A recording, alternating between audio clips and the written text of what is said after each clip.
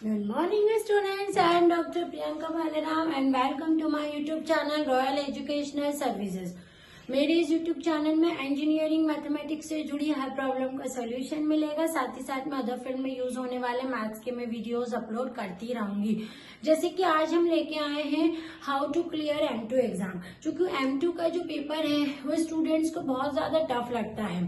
ठीक है, इंजीनियरिंग के स्टूडेंट्स के लिए ये ऐसे कोई मुश्किल नहीं है। आपको M2 की एग्जाम क्लियर करने के लिए सबसे पहले आपका जो बेसिक डिफरेंशिएशन और इंटीग्रेशन और डिफरेंशियल इक्वेशन जो आप बेसिक पढ़ के आ रहे हैं ना, पहले आपको उसके कंसेप्ट जो है वो पूरे क्लियर करने पड़ेंगे। जैसे कि M2 का कंटेंट में हमारा जो फर्स्ट पार्ट है वो है ऑर्डिनरी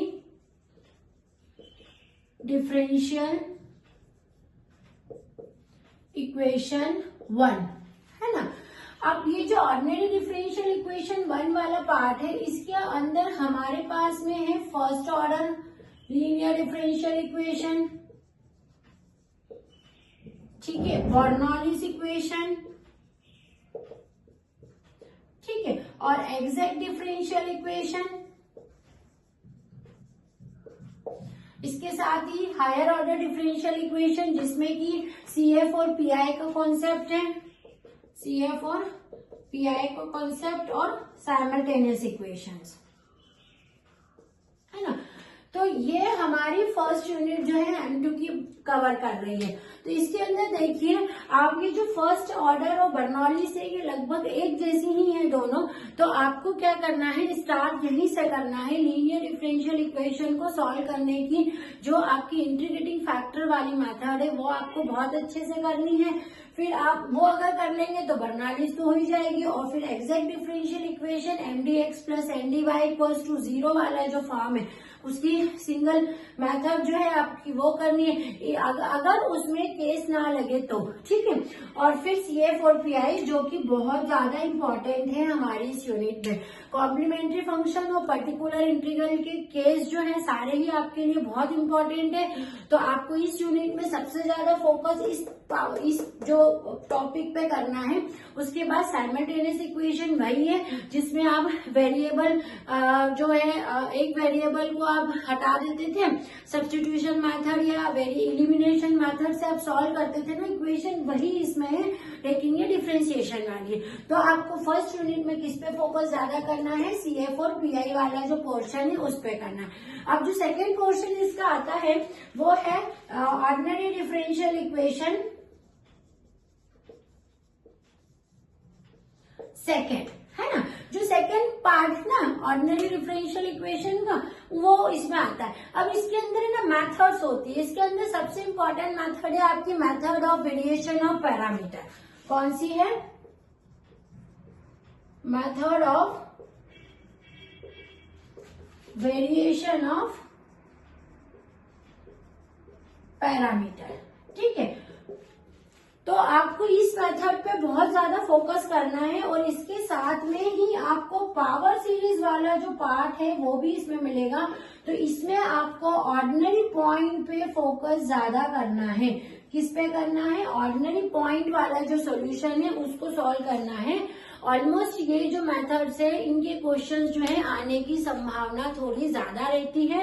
रिमूवेबल जो डेरिवेटिव वाला जो फर्स्ट वाला है मेथड उसको भी आप कर ले एक बार।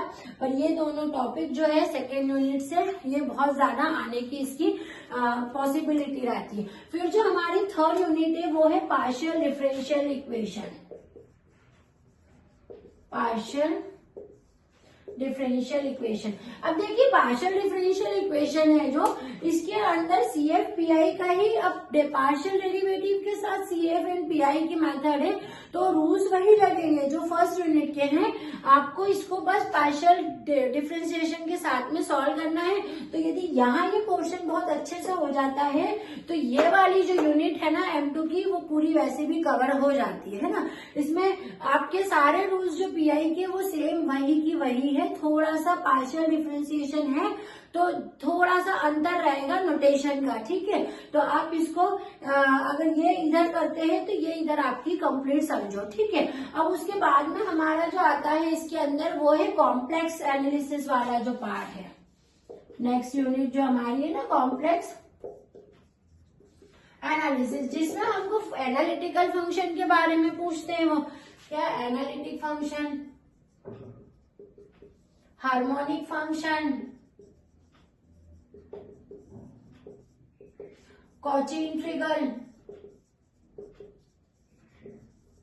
रेसिड्यूज, है ना। तो ये भाग ये पूरा कवर कर रहा है। इसमें हार्मोनिक फंक्शन का जो डेफिनेशन है वो प्रूफ करने का पार्ट है, उस पर आप ज्यादा फोकस करें।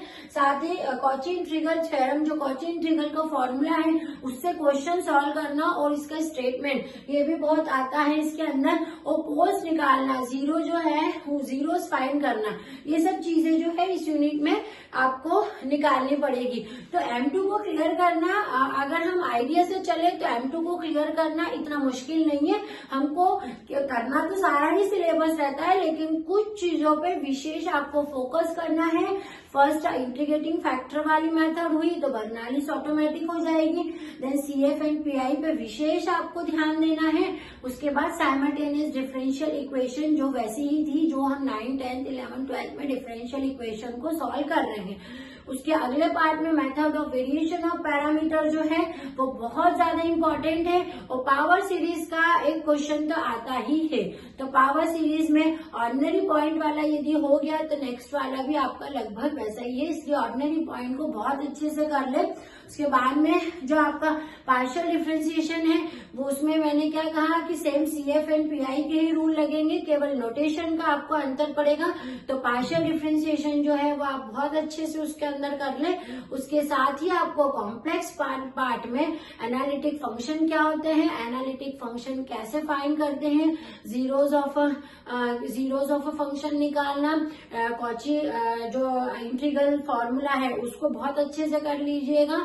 और साथ में आपके रेसिड्यूज पे एक बार नजर मार लीजिएगा।